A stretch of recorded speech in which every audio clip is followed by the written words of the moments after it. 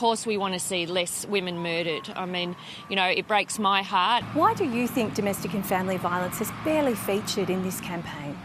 It remains the biggest barrier to gender equality in this country is the number of women who are murdered or beaten up or hospitalised or traumatised from men's violence against women. And, we've lent into this term. We're going to continue under a second term. We are absolutely committed to continuing to drive for change and to make sure that women and the girls that come after me and you don't live in a world where they fear for their safety. Would you expect if you won a second term that you would see the homicide rate of women killed by former and current partners fall?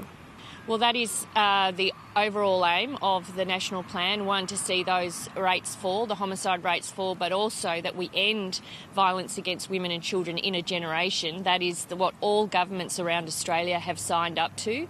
And we will, of course, we want to see less women murdered. I mean, it breaks my heart, and I know so many others around the country when we go online or open a newspaper and see yet another report of a woman who has lost her life to violence, often from an intimate partner or former partner. About 37% of women over the age of 16 are believed to have been the victim of sexual assault as a child. Now, 4 in 10 it's an horrific number. And again, it's not something that we talk about openly in community because it's a dreadful crime type, but I believe very strongly that as a society we need to do a lot more to protect women more generally in domestic situations. It's a very complex issue, but our commitment yesterday was to make sure that we can invest into keeping women and particularly younger girls safer in our community, and it should be a real focus every day.